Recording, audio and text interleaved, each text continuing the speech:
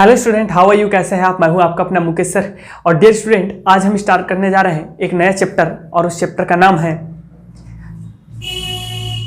प्रकाश का परावर्तन, reflection of light. भौतिक हम पढ़ रहे हैं जिसका ये बहुत बड़ा पार्ट कवर करता है। प्रकाश की दो ही चैप्टर हैं, ठीक है, लेकिन बहुत ज़्यादा जो है ये टॉपिक्स को कवर करता है। नंबर भी बहुत सारे आते हैं ऐसे, ठीक है, क्वेश्चन बहुत सारे आते हैं, ढेर सारे क्वेश्चंस आते हैं। तो आज हम पढ़ेंगे कि परावर्तन अपवर्तन क्या है और गोलीय जो हमारा दर्पण होता है उससे परावर्तन, ठीक है। तो ढेर सारी चीज़ें पढ़ने जा रहे हैं डियर स्टूडेंट। वास्तव में प्रकाश की क्या है, तो प्रकाश की भौतिक विज्ञान की वह शाखा है जिसके द्वारा हम प्रकाश के विभिन्न गुणों को, जैसे परावर्तन, अपवर्तन, विवर्तन, ध्रुवण आदि को इसके माध्यम से हम अध्ययन करते हैं, ठीक है। बात करते हैं क्या चीज, परावर्तन अपवर्तन क्या है, विवर्तन देखेंगे, परावर्तन अपवर्तन क्या है, ठीक है। तो ये देखिए, सपोज करो कि एक हमारा ये दर्पण है, ठीक है, इस प्रकार एक क्या है, मिरर है। इस मिरर में डियर स्टूडेंट जब कोई प्रकाश आता है और उसी दिशा में, उसी माध्यम में, उसी दिशा में नहीं, जब कोई प्रकाश किसी समतल सतह पर टकराती है और टकराकर उसी माध्यम में विभिन्न दिशा में लौट जाती है, तब इसको हम कहते हैं परावर्तन, ठीक है। क्या कहते हैं? परावर्तन। चलो इसका नामकरण कर देते हैं और बताते हैं कि ये क्या क्या चीजें हैं, देखते रहिएगा, ठीक है। तो इस प्रकार से OA जो आपका AO जो किरण है उसको बोलते हैं अपवर्तित किरण। क्या बोलते हैं? अपवर्तित किरण, अपवर्तित किरण। इसी प्रकार डियर स्टूडेंट हमारा OB जो किरण है उसको बोलते हैं परावर्तित किरण, परावर्तित किरण, ठीक है। ये देखिए, और ON जो दिख रहा है आपको उसको बोलते हैं अभिलंब। क्या बोलते हैं? अभिलंब बोला जाता है। याद रखिएगा, क्या कहते हैं? अभिलंब बोला जाता है। तो हम इस प्रकार से इसको AO अपवर्तित किरण है और OB क्या है? परावर्तित किरण है, ऐसे शो किया जा सकता है। ध्यान रखिएगा, आपतित किरण, अपवर्तित किरण या आपतित किरण, इसको ये कहना ज्यादा उचित रहेगा, आपतित किरण, ठीक है। तो आपतित किरण और अभिलंब के मध्य, ध्यान रखिएगा, इस दर्पण के साथ नहीं, मिरर है, दैट इज क्या? मिरर, MM', मिरर के साथ नहीं, आपतित किरण अभिलंब के साथ जो कोण बनाता है उस कोण को कहते हैं हम लोग, अगर मैं इसको देखूं तो AON that is equal to angle I, इसको बोलते हैं हम लोग आपतन कोण। क्या बोलते हैं? आपतन कोण, ठीक है। इसी प्रकार आपको दूसरे जो सेकंड दिख रहा होगा, ठीक है, NOB that is equal to R, इसको हम लोग बोलते हैं परावर्तन कोण। क्या बोलते हैं? परावर्तन कोण। इस प्रकार से एंगल R, ठीक है। तो अभिलंब के साथ बनाता है, ना कि दर्पण के साथ। इसमें बहुत ज्यादा मिस्टेक करते हैं बच्चे लोग, ठीक है, इसमें आपको मिस्टेक नहीं करनी है। अब ये दर्पण में स्पेशल क्या रहता है? दर्पण एक कांच ही है, लेकिन कांच दर्पण कब बन जाता है? जब हमको उस पर अपना जो है, जब उसमें से प्रकाश परावर्तित होता है।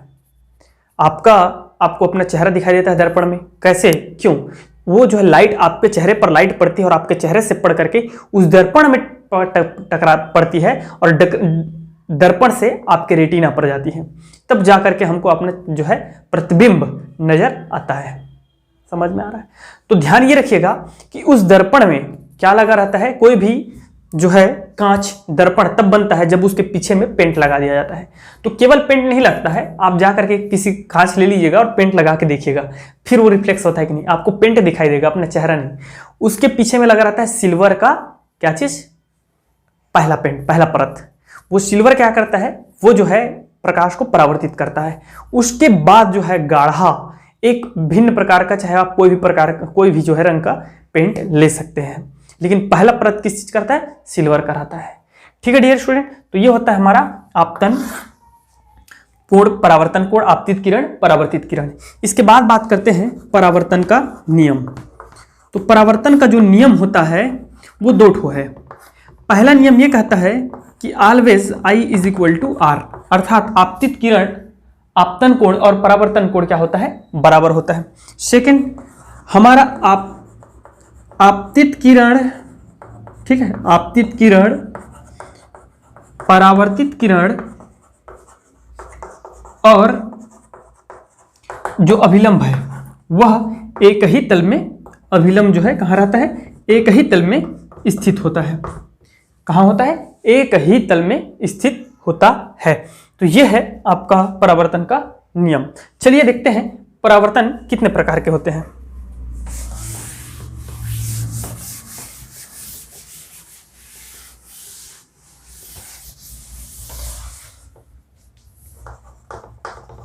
परावर्तन के प्रकार, टाइप्स ऑफ रिफ्लेक्शंस। तो ये होता है डियर स्टूडेंट दो टाइप का। एक होता है हमारा नियमित परावर्तन, नियमित परावर्तन, और दूसरा होता है क्या चीज, अनियमित परावर्तन, अनियमित परावर्तन। तो नियमित और अनियमित क्या है समझिए। नियमित परावर्तन हम तब कहते हैं जब किसी सतह पर समांतर आपतित होने वाला प्रकाश की किरणें, समांतर आपतित होने वाली प्रकाश की किरणें परावर्तन के पश्चात पुनः समांतर ही चलती है। ठीक है, अब इसमें आप चाहे जितना भी जो है क्या कराना चाहें, आपतित किरण जितना आपतित कराएंगे फिर भी क्या चलते रहेगा, समांतर चलते रहेगा।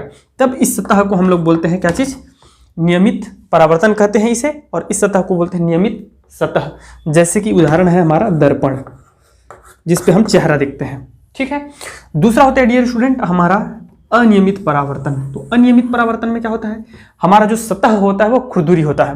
तो इसमें जो प्रकाश की किरण आपतित होती है वो परावर्तन के पश्चात कुछ इस प्रकार समांतर नहीं होता। ठीक है, समांतर नहीं होता है, इस प्रकार देखिए ऐसा। तो इसको हम लोग बोलते हैं, क्या बोलते हैं, अनियमित परावर्तन। तो बस इसको इतना ही जानना है आपको। अब देख लेते हैं क्या चीज, प्रतिबिंब। तो प्रतिबिंब क्या है भैया और कैसे इसका निर्माण होता है। तो हम सबको पता है, जिसकी मेरे चेहरा आपको दिखाई दे रहा है, ठीक है, स्क्रीन पे दिखाई दे रहा है। क्या मुझ पर एक प्रकाश की किरण पड़ के आपको एक ही प्रकाश की किरण पड़ रही है जिसके कारण आप मुझे देख पा रहे हैं? नहीं, एक्चुअल में लाइट का मेरे ऊपर ढेर सारी असंख्य प्रकाश की किरणें पड़ रही है, ठीक है, जिसके कारण आप मुझे देख पा रहे हैं। तो किसी भी वस्तु पर असंख्य प्रकाश की किरणें पड़ती है, ठीक है, और उससे परावर्तन हो करके वो किसी निश्चित बिंदु पर जाके मिलती है या मिलते हुए प्रतीत होती है।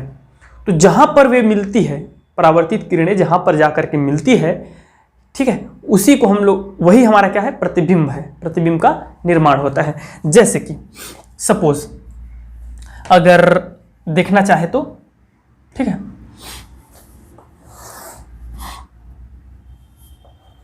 ये लीजिए, माना कि यहां पे एक मोमबत्ती है, एक सिंपल उदाहरण लेते हैं, एक मोमबत्ती है, ठीक है। तो यहां से प्रकाश कहां पड़ी, यहां पड़ा, ठीक है, इस प्रकार, और यहां से वो जो प्रकाश है वो हमारे आंखों तक हमको दिखाई दे रही है, कुछ इस प्रकार से,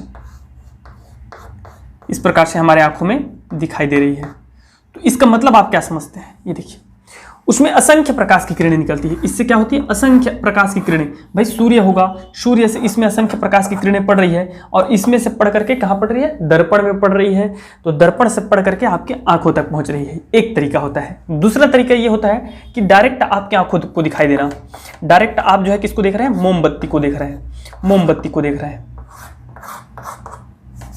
तो भी क्या होता है, ये सुनिए, ये दो प्रकार का चित्र आपको दिखाई दे रहा है। एक दर्पण के द्वारा हम देख रहे हैं और दूसरा हम सीधा मोमबत्ती को देख रहे हैं, ठीक है, ताकि मैं दो प्रकार के प्रतिबिंबों को आपको एक साथ समझा सकूं, आभासी और वास्तविक, ठीक है। तो हो क्या रहा है, ये देखिए, यहां हमको क्या समझ में आ रहा है कि ये जो किरणें हैं ये टकरा करके यहां आया, दर्पण में टकराया, ठीक है, ये दर्पण है, और दर्पण से टकराने के बाद हमारे आंखों में टकरा रहा है। लेकिन ये हमको क्या हो रहा है, प्रतीत हो रहा है, कहां से आते हुए, कहीं यहां से आते हुए प्रतीत हो रहा है, यहां से आते हुए प्रतीत हो रहा है। ये देखिए, यहां से आते हुए हमको क्या हो रहा है, प्रतीत हो रहा है इधर से, जबकि वास्तव में आके इधर से रहा है, इधर से। तो यहां पे इसका क्या बन रहा है, इसका दर्पण का जो है यहां पे क्या बन रहा है, प्रतिबिंब बन रहा है। इस चीज का कहां प्रतिबिंब बन रहा है, यहां प्रतिबिंब बन रहा है, इस प्रकार। ये देख लीजिए, ये देखिए, इसका इस दर्पण में क्या बन रहा है, प्रतिबिंब बन रहा है, जो हमको दिखाई दे रहा है। तो ये कैसे दिखाई दे रहा है? यहां से आते हुए प्रतीक, लेकिन एक्चुअल में आ कहां से रहा है? यहां से। तो इस चीज को हम लोग बोलते हैं आभासी प्रतिबिंब। यहां इस कंडीशन में क्या हो रहा है? यहां सीधा सीधा मैं किसको देख रहा हूं? सीधा सीधा मैं देख रहा हूं मोमबत्ती को। तो यहां क्या हो रहा है? सूर्य का प्रकाश इसमें टकरा है, यहां से टकरा के डायरेक्ट हमारे आंखों पे पड़ रही है। तो यह है वास्तविक प्रतिबिंब। तो जहां प्रतीत होगा, केवल आपको आभास होगा, वो होगा आभासी। और जहां पे वास्तव में आपके आंखों पर आ रही है, तो इसके लिए ध्यान ये रखिएगा, असंख्य प्रकाश की किरणें टकराती है और आती है।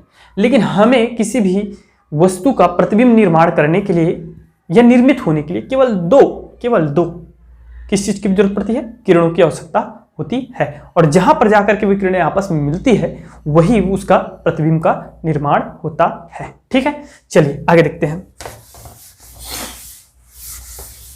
अच्छा, एक चीज का ध्यान रखेंगे डियर स्टूडेंट, क्या चीज? वास्तविक प्रतिबिंब में हमेशा प्रतिबिंब जो है उल्टा बनता है और इसे पर्दे पर प्राप्त किया जा सकता है। पर्दे पर प्राप्त किया जा सकता है और उल्टा बनता है, जबकि हमारा आभासी प्रतिबिंब सदैव सीधा बनता है। ठीक है, और पर्दे पर प्राप्त नहीं किया जा सकता।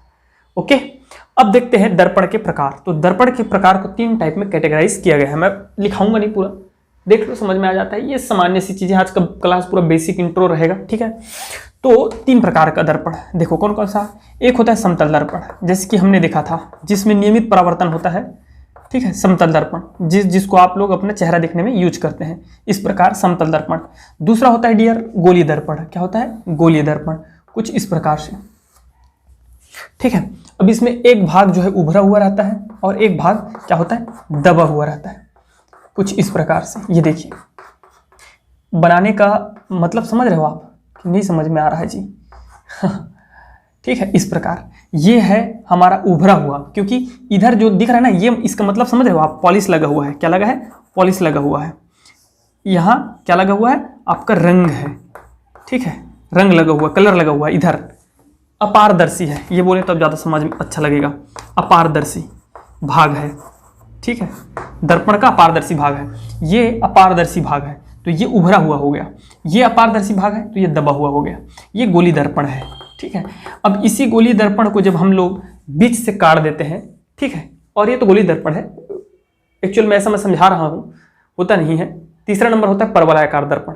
परवलयाकार दर्पण मतलब परवलयाकार समझते हो? यू, ऐसा यू शेप, थोड़ा यू से यू बना सकते हैं या थोड़ा इस प्रकार से। ठीक है, इसको बोलते हैं परवलय। तो परवलय इसको काट के प्राप्त नहीं किया जा सकता। रीजन क्या है? ये कटेगा तो आधा वृत्त बन जाएगा। ठीक है, ये थोड़ा सा आधा वृत्त से थोड़ा चपटा हुआ रहता है, अंडाकार। अंडा को जैसे बीच से काट दोगे तो परवलय मिलेगा। ठीक है, तो वैसा हमको दर्पण प्राप्त होता है। तो ये जो है 2 प्रकार का दर्पण प्राप्त होता है। चलिए इसी को मैं काट देता हूँ। ठीक है, आप बना लीजिएगा, इसी को मैं काट देता हूँ। ये लीजिए, चलिए काट दीजिए बीच से। तो हमको 2 प्रकार का दर्पण प्राप्त होता है। एक दर्पण जिसका परावर्तक पृष्ठ उभरा है, तो उभरे वाले को बोलते हैं हम लोग कॉन्वेक्स, जिसको हिंदी में बोलते हैं उत्तल दर्पण। क्या? उत्तल दर्पण। ठीक है, और जिसका परावर्तक पृष्ठ, तो यहाँ परावर्तक पृष्ठ ये है, अंदर है ना, ये तो अपारदर्शी है, उधर तो प्रकाश टकराएगा नहीं, और उधर टकराएगा तो आपको तो कुछ दिखाई देगा नहीं।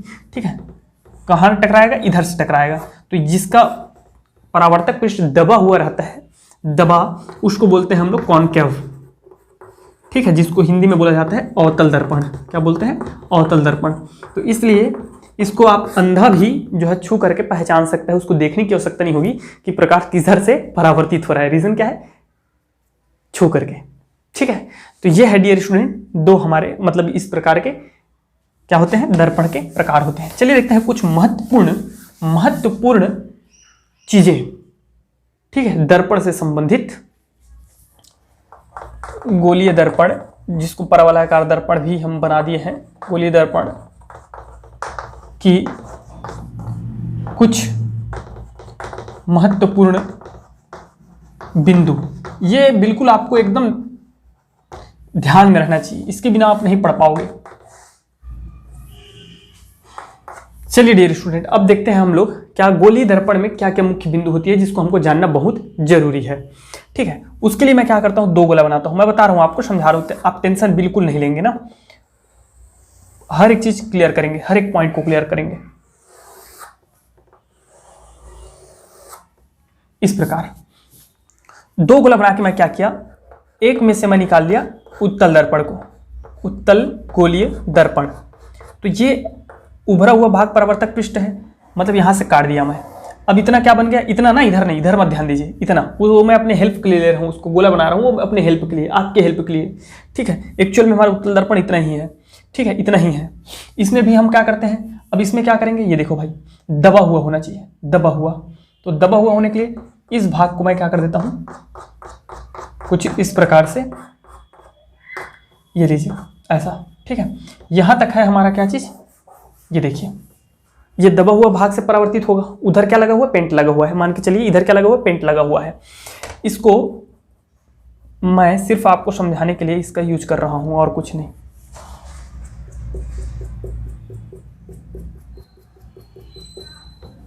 चलिए अब देखते हैं क्या क्या। सबसे फर्स्ट चीज होता है इसमें द्वारक। द्वारक, द्वारक किसे कहते हैं, तो गोलीय दर्पण का सिरों को मिलाने वाली सबसे लंबी रेखा को हम लोग क्या कहते हैं, द्वारक कहते हैं। जैसे कि यहां देखिए, ये देखिए उत्तल दर्पण का द्वारक। अगर इसको x, इसको y से रिप्रेजेंट करूं तो ये हो जाएगा हम लोगों का द्वारक। x y क्या है, द्वारक है। फर्स्ट x y क्या है, द्वारक है। यहां बनाना चाहेंगे डियर स्टूडेंट, द्वारक बनाना चाहेंगे तो ये सबसे जो है सिरों को मिलाने वाली सबसे लंबी रेखा है, ठीक है। अब इसमें दूसरा चीज जो होता है वो होता है हमारा ध्रुव, जिसको हम लोग P से रिप्रेजेंट करते हैं, किससे, P से।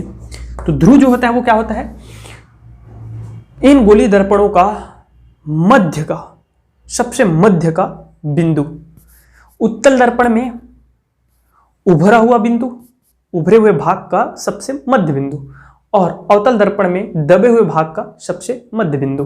अगर सपोज करो कि ये सांप नहीं है ये मैं ट्राई कर रहा हूं आपको समझाने का कि ये क्या है, एक इधर से देखेंगे, इधर अगर परावर्तक पृष्ठ मानते हैं तो उत्तल दर्पण बन जाएगा, ठीक है। इधर को अगर परावर्तक पृष्ठ मानते हैं, वर्तमान में इसी को मान लीजिए, इधर ही प्रकाश पड़ रहा है, इधर से टकरा रहा है ना, तो ये हमारा उत्तल दर्पण है। तो इसका ध्रुव कहाँ होगा, बीच में, यहाँ होगा, ठीक है। और अगर उत्तल दर्पण मानेंगे तो ये हमारा कहाँ हो जाएगा, यहाँ हो जाएगा, ठीक है। तो ये होता है ध्रुव, कहाँ हो जाएगा, उत्तल दर्पण का यहाँ पे हो जाएगा, और अवतल दर्पण का कहाँ हो जाएगा, यहाँ हो जाएगा। तो that is a point of P। ये क्या है, ध्रुव है। तीसरा चीज क्या होता है डियर, सुनिएगा, वक्रता त्रिज्या या वक्रता केंद्र को पहले देख लेते हैं। वक्रता केंद्र, ठीक है, वक्रता केंद्र को हम लोग शो करेंगे C से। तो वक्रता केंद्र क्या होता है कि उस गोलीय दर्पण को, ठीक है, उत्तल हो या अवतल हो, अगर उसको हम एक गोला के रूप में, संपूर्ण गोला के रूप में देखें तो उस गोले का एक केंद्र होता है, वही केंद्र उसका क्या होता है, वक्रता केंद्र होता है। तो वक्रता केंद्र यहां नहीं होगा, वक्रता केंद्र हो जाएगा यहां C, इस गोले के मध्य में।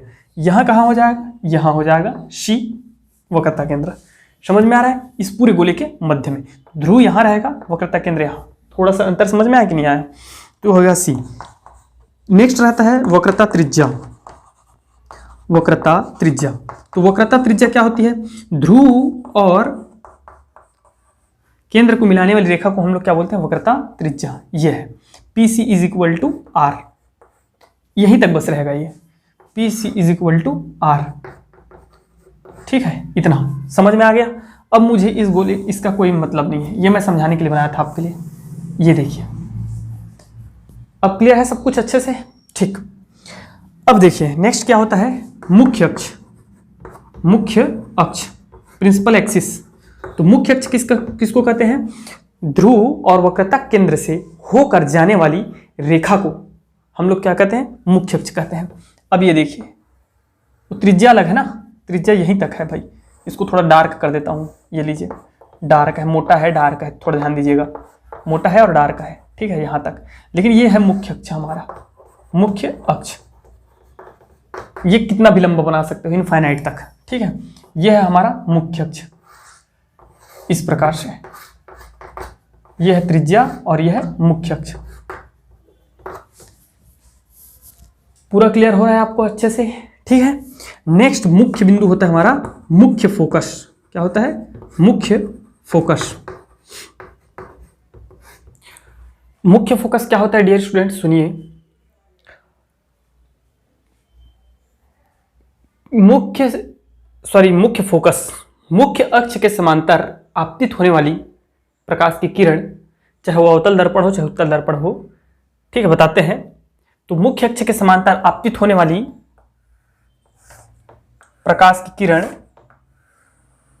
परावर्तन के पश्चात जिस बिंदु से होकर गुजरती है, और उत्तल दर्पण में जिस बिंदु से आती हुई, जिस बिंदु पर, मुख्य अक्ष के जिस बिंदु पर आती हुई आप क्या होती है आते हुए आभास होता है, या जिस बिंदु पर वो, ये देखिए मुख्य अक्ष के समांतर यदि कोई किरण आपतित हो रही है तो हमें क्या लगेगा, हमें क्या लगेगा कि वो जो है यहां, ठीक है, यहां पर, इधर, यहां से आ रही है। अगर हम यहां पर जिस बिंदु पर आ रही है, ठीक है, वास्तव में यहां नहीं आएगी, वो तो इधर चली जाएगी, टकरा के उधर चली जाएगी, लेकिन हमको क्या लगेगी, यहां पे आ रही है, ठीक है। तो इस बिंदु को ही हम लोग बोलते हैं मुख्य फोकस उत्तल दर्पण में। और अवतल दर्पण में ये देखिए मुख्य अक्ष के समांतर कोई बिंदु आपतित होती है और परावर्तन के पश्चात मुख्य अक्ष के जिस बिंदु से होकर गुजरती है उससे हम बोलते हैं मुख्य फोकस। समझ में आ गया? मुख्य फोकस हमेशा वक्रता केंद्र के पहले रहेगा और ध्रुव के मध्य में रहेगा। बात करते हैं फोकस दूरी की। किसकी? फोकस दूरी की। तो फोकस दूरी जो होती है डियर स्टूडेंट, वो होती है ध्रुव और मुख्य फोकस के दूरी को ही हम लोग क्या कहते हैं, PF, that is equal to focus दूरी। स्मॉल f से शो किया जाता है, ठीक है, मुख्य फोकस को कैपिटल F से, लेकिन फोकस दूरी को स्मॉल f से। मतलब ये हो जाएगा ध्रुव और ये हो जाएगा हमारा फोकस। तो फोकस और ध्रुव के बीच की दूरी को हम लोग बोलते हैं मुख्य फोकस दूरी। समझ में आ गया? एक और वर्ड यूज होता है फोकस तल। तो फोकस तल क्या होता है? मुख्य अक्ष के लंबवत मुख्य फोकस से गुजरने वाली तल को, जैसे कि यहाँ पे मैं एक तल बना दूं, इस प्रकार से एक तल बना देता हूं, तो इसी तल को हम लोग क्या बोलते हैं? फोकस तल कहते हैं। मुख्य अक्ष के लंबवत फोकस से गुजरने वाली तल को ही क्या बोलते हैं? फोकस तल कहा जाता है। समझ में आ गया इतना चीज? चलिए देखते हैं प्रतिबिंब निर्माण। तो प्रतिबिंब निर्माण के लिए आप एकदम बेहतरीन कंसेप्ट बताऊंगा मेरे भाई, एकदम बेहतरीन, कोऑपरेट करना, ठीक है, जबरदस्त, मतलब इजी वे में पूरा जो है आपका प्रकाश की नहीं पड़ जाएगा, ठीक है।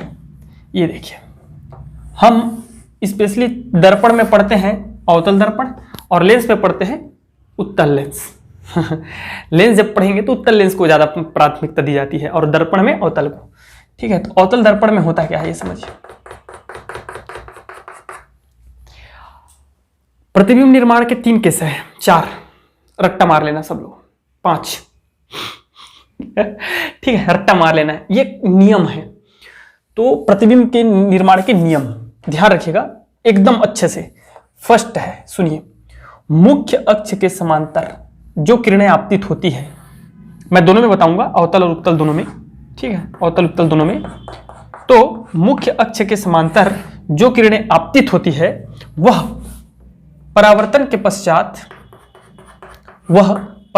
पश्चात हमेशा कहां से होकर गुजरेगी, कहां से होकर जाती है? फोकस से होकर जाती है।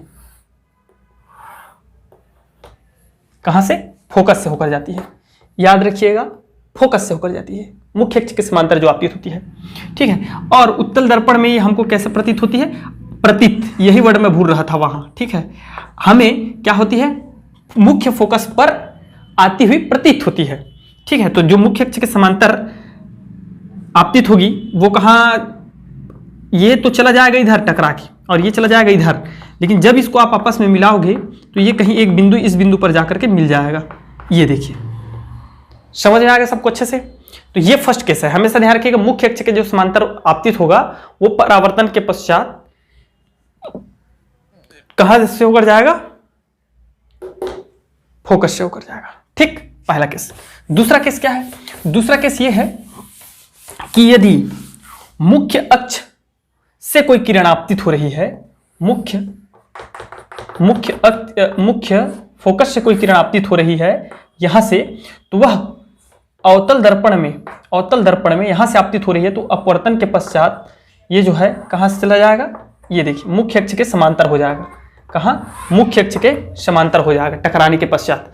जबकि उत्तल दर्पण में हमको कैसे प्रतीत होगा? ठीक ठीक है, ये मुख्य फोकस है इस प्रकार से। ठीक है, तो यहाँ यदि फोकस है तो फोकस से सॉरी गड़बड़ हो रहा है।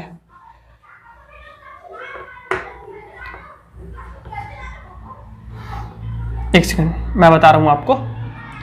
ठीक है, ठीक,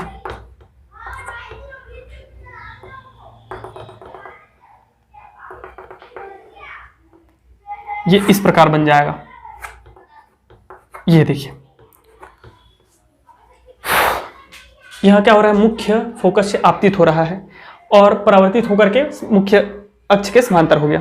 मुख्य फोकस पर आपतित हो रहा है ऐसा हमें प्रतीत हो रहा है, प्रतीत यहां, और ये क्या हुआ, यहां से ये देखिए, और ये मुख्य अक्ष के समांतर हो गया। समझ में आ गया।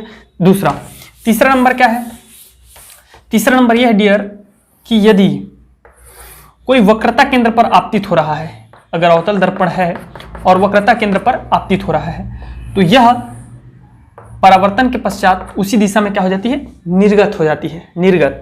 ठीक है, उत्तल दर्पण में यही केस अगर बात करें हम लोग उत्तल दर्पण में, तो उत्तल दर्पण में क्या होगा, इसका वक्रता केंद्र कहाँ होती है, वक्रता केंद्र यहाँ है, तो इस प्रकार ये आएगी और इसी दिशा में चली जाएगी। ये देखिए वक्रता केंद्र, समझ में आ गया। एक और है, याद रखिएगा, चौथा नंबर। ठीक है, क्या, अवतल दर्पण में इस प्रकार यदि ध्रुव पर कोई आ रहा है, ध्रुव पर प्रकाश किरण आ रही है, तो परावर्तन के पश्चात इस प्रकार जो है वो क्या हो जाएगी, निकल जाएगी। ठीक है, इस प्रकार से, यही अगर हम उत्तल दर्पण की बात करेंगे, निर्गत हो जाती है तो इस प्रकार से हो जाएगा। सॉरी, ये देखिए ऐसा। ओके,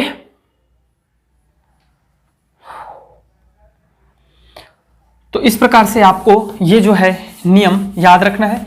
अब देखते हैं प्रतिबिंब निर्माण कैसे होता है, प्रतिबिंब का निर्माण, अवतल दर्पण द्वारा प्रतिबिंब निर्माण। देख लो भैया, इसको इतना बेहतरीन तरीके से बताऊंगा मैं आपको, ट्रिक दे करके। ठीक है, और इसको बिल्कुल आना ही चाहिए आपको। प्रकाशिकी पढ़ रहे हैं तो अवतल दर्पण द्वारा प्रतिबिंब निर्माण, प्रतिबिंब निर्माण जबरदस्त है। क्या चीज है, सुनिएगा ध्यान से। न्यूमेरिकल क्वेश्चन एवरीथिंग सब में काम आने वाली है, सुनना। 3-4 चीजों पे हमको फोकस करना है, मैं आपको ट्रिक दूंगा, टेंशन मत लो, एकदम बेहतरीन तरीके से। ठीक है, सुन, क्या, वस्तु की स्थिति, वस्तु की स्थिति कि वस्तु कहाँ है। मैं इसको थोड़ा छोटा लिखूंगा डियर, क्योंकि जगह थोड़ा कमी हो जाती है। वस्तु की स्थिति, वस्तु कहाँ है। ठीक है, प्रतिबिंब की स्थिति, प्रतिबिंब की स्थिति। ठीक, उसके बाद आकार, आकार, फिर तत्पश्चात आकार के बाद उसका प्रकृति, नेचर कैसा है। ठीक है, और उसके बाद संरचना। इतने बिंदु पर बात करना है, रट्टा मारने की कोई आवश्यकता नहीं है, कोई आवश्यकता नहीं, एकदम इजी तरीके बताऊंगा। एक चीज इधर देखिए, अवतल दर्पण में हम बना रहे हैं। अवतल दर्पण को पहले इधर देख लीजिए आप लोग। अवतल दर्पण में क्या क्या चीज होता है, एकदम आसान। ये देखिए, ये हो गया इसका मुख्य अक्ष, इसको बोलते हैं द्वारक एक्स वाई, मुख्य अक्ष बोलते हैं। यहां बोलते हैं हम इसको बोलते हैं ध्रुव, क्या बोलते हैं, ध्रुव पी। यहां होती है इसकी वक्रता केंद्र, और वक्रता केंद्र और ध्रुव के बीच में होता है फोकस। फोकस कभी भी बाहर नहीं होता, अंदर होता है। ठीक है, 3 पॉइंट हमको ध्यान में रखने हैं, 3 चीज बस, और कुछ नहीं। इन तीनों चीज को इधर क्या हो जाएगा, अनंत, मतलब बाहर है, वक्रता केंद्र के बाहर मतलब अनंत हो जाएगा। ठीक है, ध्यान से देखते बचाइएगा क्या क्या चीज है। आपको भी मैं जस्ट समझाया हूं, क्या चीज समझाया हूं भाई, प्रतिबिंब निर्माण के नियम समझाया कि उन नियमों को अगर याद है तो रखना है, नहीं है तो मत रखना। मैं भी बता देता हूं, यदि वस्तु अनंत पर है, कहां है, अनंत पर, तो सबको पता है अनंत पर जब रहता है तो मुख्य अक्ष के समांतर ही आएगा। प्रकाशीय किरण कहां आएगा, मुख्य अक्ष के समांतर, और जो भी मुख्य अक्ष के समांतर आती है वो कहां से होकर जाती है, मुख्य फोकस से होकर जाती है। मुख्य अक्ष के समांतर एक और किरण आएगी, वो कहां से होकर जाएगी, फोकस से होकर जाएगी। ठीक है, क्योंकि हमको प्रतिबिंब निर्माण के लिए कम से कम 2 जो है दो किरणों की आवश्यकता पड़ती है। तो कहां से होकर जा रही है? दोनों के दोनों मुख्य फोकस से, और दोनों जहां पर मिलेंगे वही प्रतिबिंब का निर्माण होगा। तो बिंदु के समान मिल रहा है दोनों के दोनों। तो वस्तु यदि अनंत पर है, डियर स्टूडेंट, कहां है? अनंत पर, तब हमारा जो प्रतिबिंब की स्थिति क्या हो जाएगी? फोकस पर, मुख्य फोकस पर लिखो यार, मुख्य फोकस की आवश्यकता नहीं, फोकस पर। आकार कैसा है? एकदम छोटा, बिंदु आकार का। कैसा है? बिंदु आकार का। ठीक है। प्रकृति भाई आभासी है कि वास्तविक? तो सबको पता है अवतल दर्पण में हमेशा क्या बनता है? वास्तविक। लेकिन लेंस में, उत्तल लेंस में बनता है वास्तविक, और उल्टा है कि सीधा है? अवतल दर्पण में हमेशा कैसे बनता है? उल्टा बनता है। याद रखिएगा, दर्पण में उल्टा बनता है। संरचना, तो आप इस संरचना को यहां पे बना दीजिए, छोटा सा, ज्यादा बड़ा बनाने की आवश्यकता नहीं है, छोटा बना दीजिएगा, समझ में आना चाहिए आपको बस। ये कभी आता नहीं है, कभी कभी आ जाता है। ठीक है। तो इस प्रकार से आप दो लाइंस बना देंगे, ये और ये यहां से ऊपर जाएगा, तो ये हो जाएगा फोकस, और यहाँ पे आप कहीं वक्रता केंद्र बना दीजिएगा, ध्रुव बना दीजिएगा। बन गया? समझ में आया? अब देखो मैं ट्रिक बता रहा हूं, ट्रिक क्या है बात सुनते जाइएगा। चार चीजें हैं हमारे पास, फोकस है, फिर मिटा के बना दो, चार चीजें हैं। ट्रिक देखिए, ट्रिक क्या है बता रहा हूं मैं आपको। ट्रिक क्या है? एकदम आसान है। ट्रिक क्या है सुनिए। चार चीजें हैं हमारे पास, वक्रता केंद्र है, फोकस है भाई, ध्रुव है और अनंत है। चार चीजें बस है। ठीक है। प्रतिबिंब निर्माण के नियम तो सबको पता है। पहला, मुख्य अक्ष के समांतर जो किरणें आएंगी परावर्तन के पश्चात फोकस से होकर जाती है। फोकस से जो आती है वो कहां से जाती है? मुख्य अक्ष के समांतर हो जाती है। दो। तीसरा, जो वक्रता केंद्र से आती है वो वक्रता केंद्र से ही निर्गत हो जाती है उसी दिशा में। तीन। चौथा, ध्रुव पर जो भी आपतित होती है वो जो है वहां से टकरा करके निर्गत हो जाती है। चार। तो ध्रुव का काम नहीं आता, तीन को बस ध्यान रखिएगा, ये तीन। अब देखो, अनंत पर था, यहां पर था, देखो चौथे नंबर पे लास्ट में था, तो फोकस में बना। अब आप एक स्टेप क्या बढ़ाओ? वस्तु को आगे बढ़ाओ। अनंत से वस्तु एक स्टेप आगे बढ़ेगी तो दो बीच में आ जाएगा। किसके किसके? अनंत और वक्रता केंद्र के। ठीक है।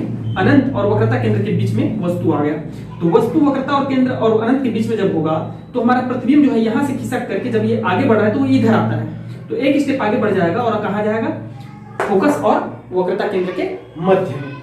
ठीक है। तो वस्तु कहां रहेगा? अनंत और कहां? फोकस के बीच में, और अनंत और वक्रता केंद्र के बीच में, सी के बीच में, सी के मध्य में। तब थोड़ा नीचे लिख देता हूं, अनंत और वक्रता केंद्र के मध्य। तब हमारा वस्तु का निर्माण का, प्रतिबिंब का निर्माण का होगा फोकस और वक्रता केंद्र के बीच में, फोकस और वक्रता केंद्र के बीच में, सी के बीच में। ऐसा लिख दूं तो समझ में आ जाएगा आप लोगों को, उम्मीद करता हूं। ठीक है। ऐसा। अब ये देखो, इस स्थिति में संरचना कैसे बनने जा रही है हमारी, ये देखिए डियर सब लोग, इधर देखिएगा। इसके पीछे भी ट्रिक है, सबके पीछे मैं ट्रिक बताऊंगा आपको। ठीक है। जब हमारा वस्तु जो है अनंत और वक्रता केंद्र के बीच में है, इसको वक्रता केंद्र मान लीजिए, इन दोनों के मध्य में है, इस प्रकार ए बी मान लेते हैं। चलो ठीक है। यहां होगा, सबको पता है, एक जो है किरण मुख्य अक्ष के समांतर जाएगी, और जो मुख्य अक्ष के समांतर जाएगी वो कहां से होकर जाएगी? फोकस से होकर जाती है। दूसरा किरण कहां से होकर जाएगा? वक्रता केंद्र से।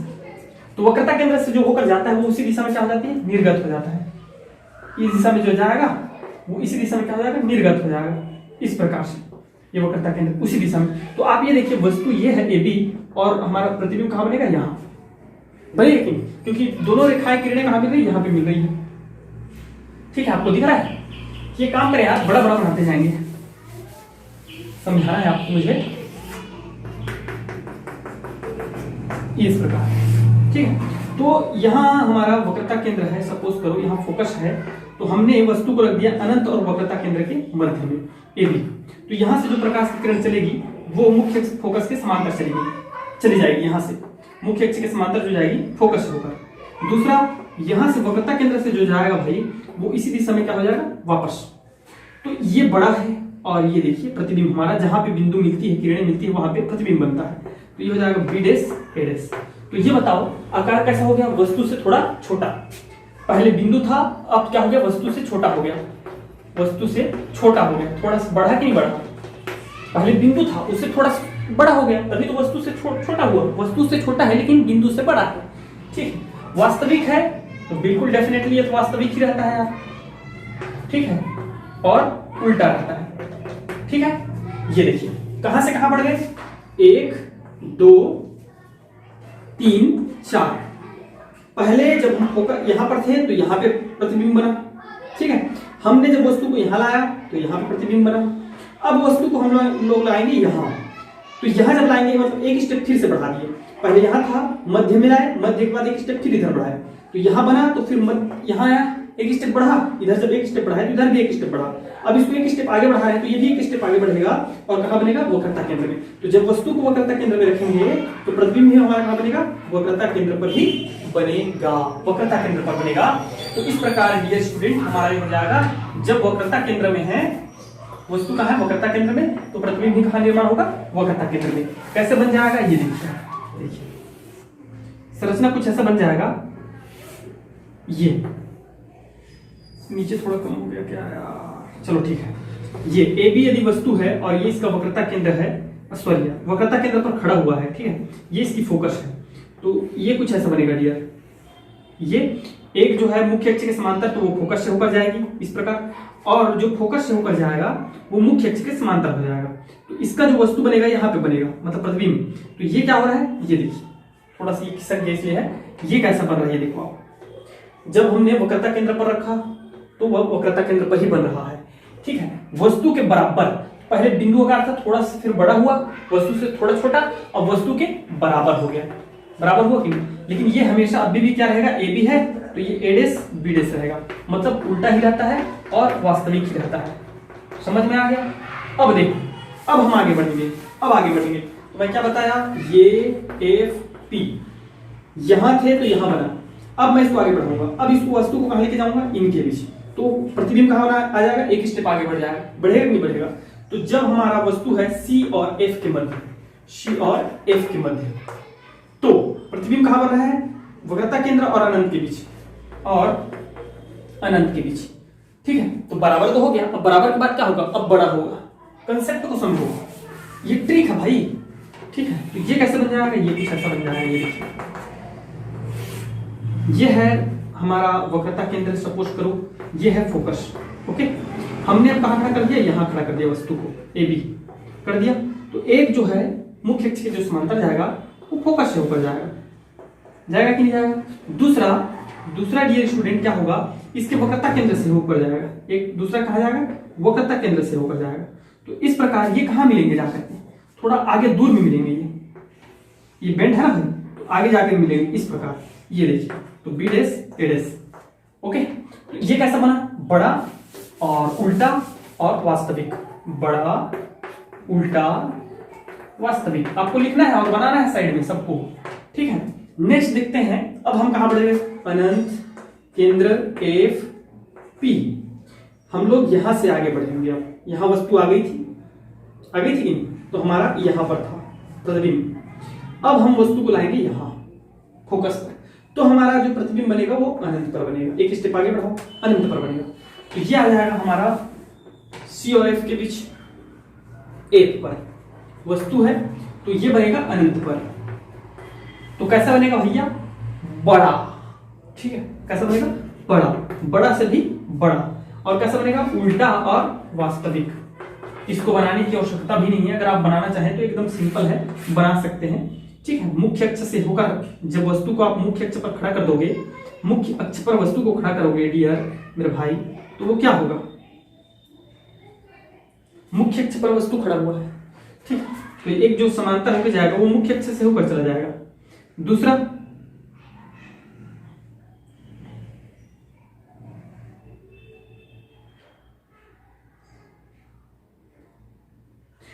इसके वक्रता केंद्र से होकर जाएगा, कहां से, वक्रता केंद्र से। तो वक्रता केंद्र से होकर जाएगा, मतलब इस प्रकार वो जो है निरंतर आगे बढ़ता हुआ निकल जाएगा। ठीक है, लास्ट और देख लेते हैं तो क्या, अब हम कहां पहुंच गए, ये देखिए, ये थोड़ा सा अपवाद है, अनंत केंद्र फोकस, ये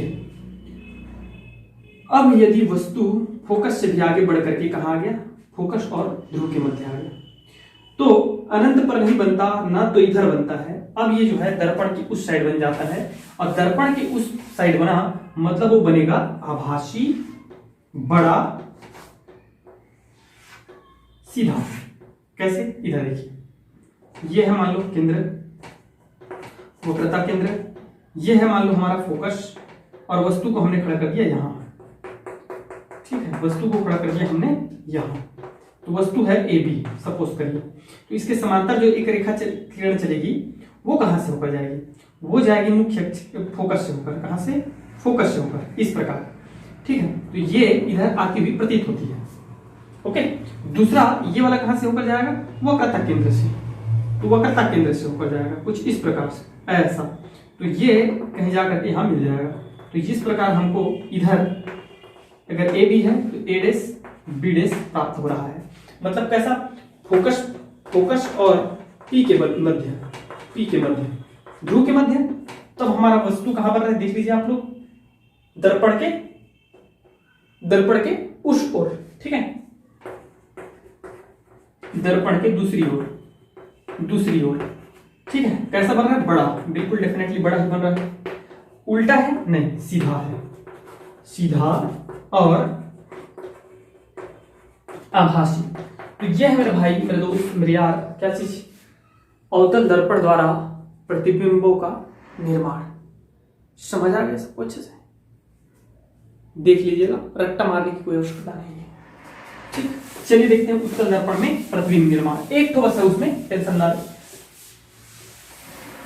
फिर हम देखेंगे क्या चीज, दर्पण सूत्र देखेंगे,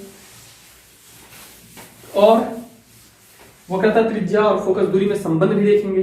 ठीक है, चलिए उत्तल दर्पण में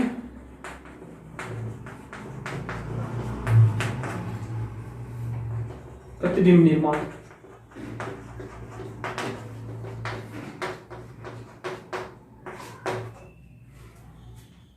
उत्तल दर्पण में कैसे होता है ये देखिए, एक तो बस है इसमें, ज्यादा नहीं, टेंशन ना ले। ये है हमारा एक उत्तल दर्पण है। ठीक है, ये क्या है, अपारदर्शी, ठीक है, भाग है। और ये इधर हमारा, ये मान लो मुख्य अक्ष। इधर कोई एक काम करते हैं, इधर हमने एक वस्तु रख दिया ए बी उत्तल दर्पण के सामने। ठीक है, तो प्रकाश की किरण, एक प्रकाश की किरण जो मुख्य अक्ष के समांतर जाएगी। ठीक है, ज्यादा ऊपर बना दिया क्या, चलो कोई नहीं, नीचे बना देते हैं इसको। यह है हमारा एक उत्तल दर्पण, कॉन्वेक्स मिरर। ठीक है, इसमें यह है मुख्य अक्ष, प्रिंसिपल एक्सिस, यहां कोई एक वस्तु खड़ा हुआ है ए बी। तो एक रेखा जो है, एक किरण जो है मुख्य अक्ष के समांतर जाएगी।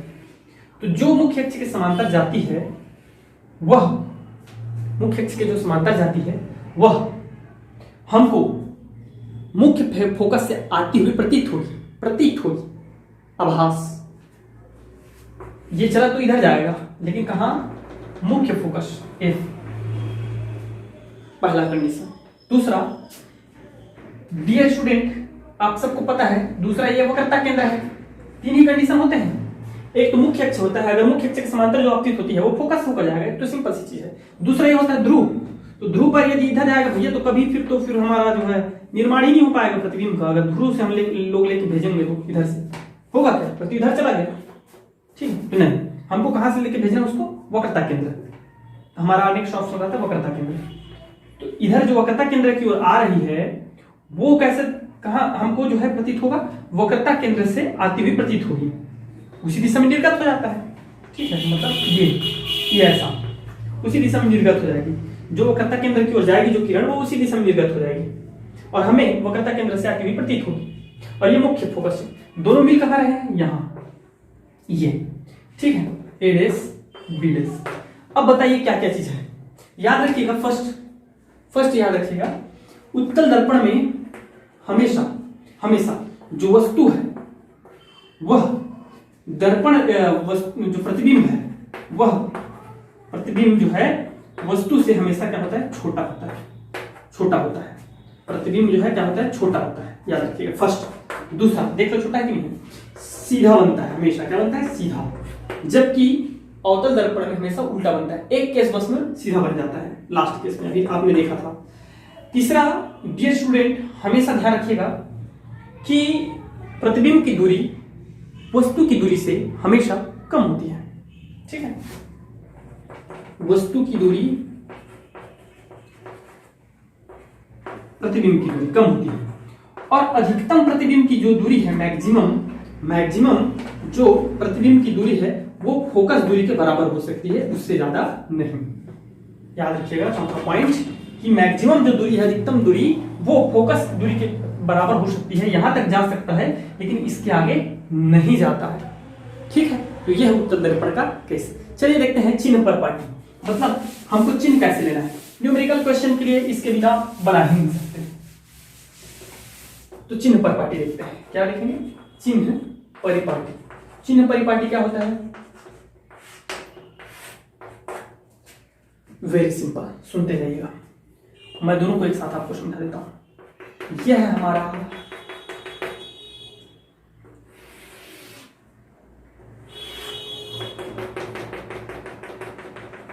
छोटा बड़ा नहीं है उसको देख लीजिएगा। यह है अवतल दर्पण, सॉरी यार गलत बना दिया हूं।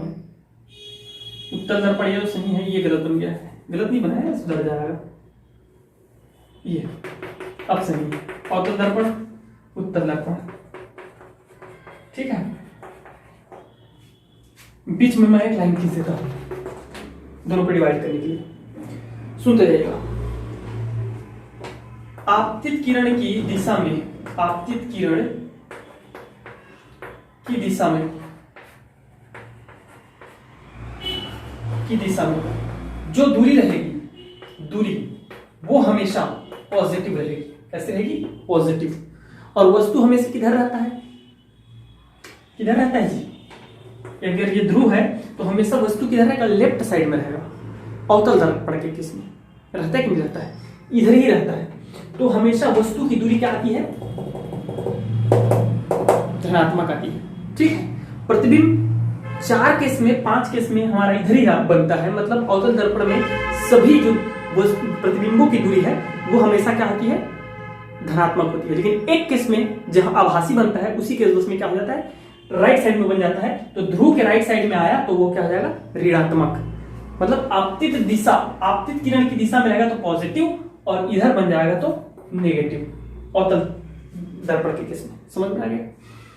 वस्तु की लंबाई यदि मुख्य अक्ष के ऊपर है, क्या है? मुख्य अक्ष के ऊपर, मुख्य अक्ष के ऊपर, तो मुख्य अक्ष के ऊपर हमेशा क्या लेना है आपको? पॉजिटिव, ऊपर में।